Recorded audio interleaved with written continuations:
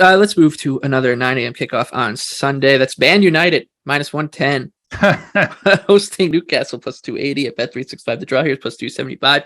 Similar to that Crystal Palace number. This one, I mean, just leapt off the page. If you cover up the logos and you just look at the numbers, you're going to look at them and say, yeah, the team B, which we'll say is Newcastle, is probably the better team this season.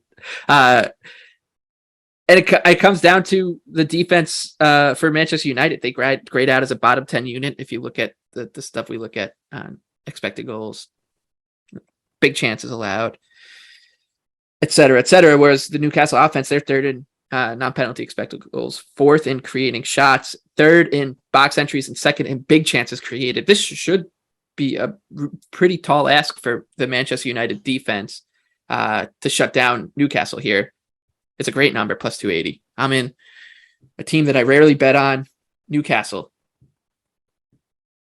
BJ. Yeah, how do you not bet Newcastle here? I mean, United, you mentioned their defensive. I'm going to read off their defensive numbers for everybody.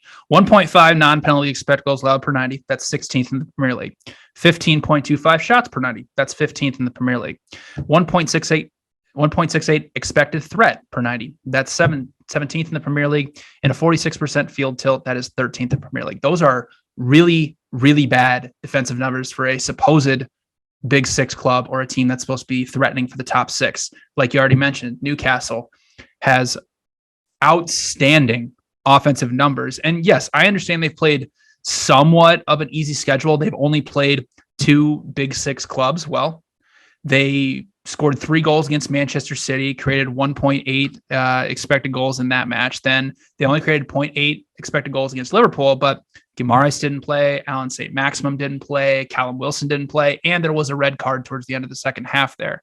Then you look at Newcastle defensively, who was much better since from the January transfer window on last season. Well, this season, they're only allowing 1 non-penalty expected goal per 90 minutes, and they're pressing very, very effectively. Like they have an 8.9 passes per defensive action. They've forced 96 high turnovers. That's the most in the Premier League, which is important in this match because United is not doing a great job of playing through pressure. Like they're 12th in offensive passes per defensive action.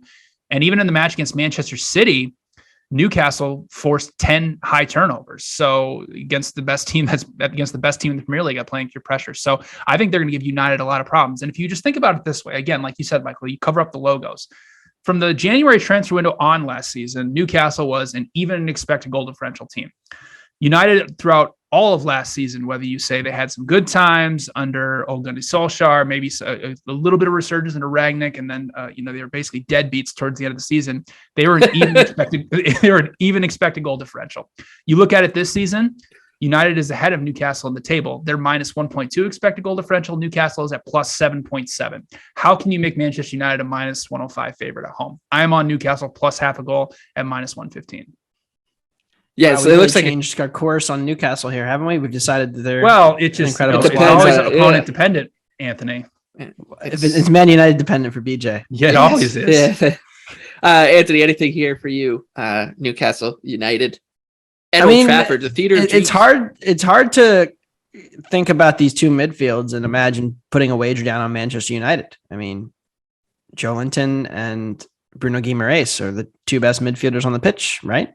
In terms of ball winning and ball progression, McTominay's out. If he was on the field, then even with Casemiro out there, I will happily take Guimaraes and Joelinton. I mean, I can make a strong case for the over here, right? Newcastle will create plenty in transition. United will create plenty in transition. Newcastle should dominate large portions of this match, I think, and United's attacking talent has shown its quality, I think, in the last few weeks, where they are starting to play a little bit better in attack, to creating more chances.